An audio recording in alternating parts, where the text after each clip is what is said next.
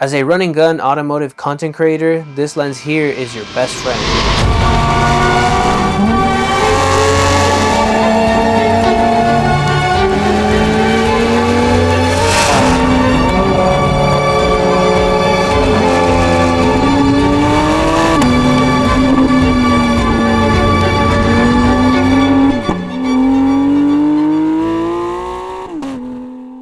All of these shots were filmed on a 24-70. And the real reason this lens is so popular for running gun automotive content comes down to versatility, image quality, and practical storytelling. So point number one, versatility and practicality. Obviously, this lens is extremely versatile. You have 24, 35, 50, and 70 millimeter focal lengths, all in one lens. And as an automotive content creator, every focal length plays a major role, and that's really where the 24-70 shines. At 24 mil, you get that wide and aggressive look.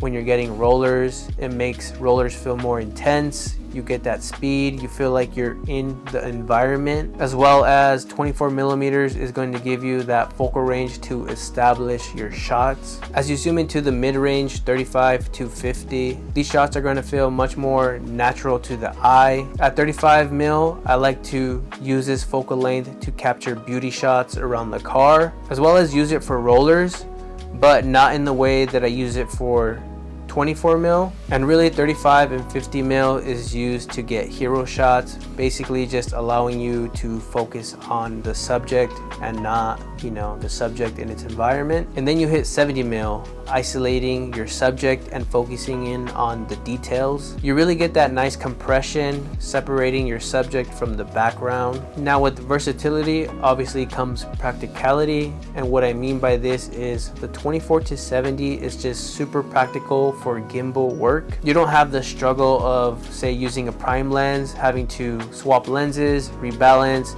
and just waste a lot of time. You have that zoom ring and you're just able to switch from 24 to 70 in a pinch. Now jumping into point number two, image quality and that constant f2.8 aperture. Now let's be real, the 24-70 is not prime level perfect, but modern 24-70s are sharp and give you amazing image quality. And for professional automotive content, this lens is more than perfect. That constant f2.8 aperture is huge. Better subject separation and low light performance. Now jumping on to point number three, practical storytelling. Now I want to make something clear. I do believe prime lenses will be the better option for pure storytelling, but in this case we're not talking about pure storytelling, we're talking about practical storytelling. So when you shoot on prime lenses, you're forced to think about your framing. You move your feet, you commit to a focal length, and every shot just really feels more intentional. And really that is the limitation that makes you a better storyteller, which in turn makes you a better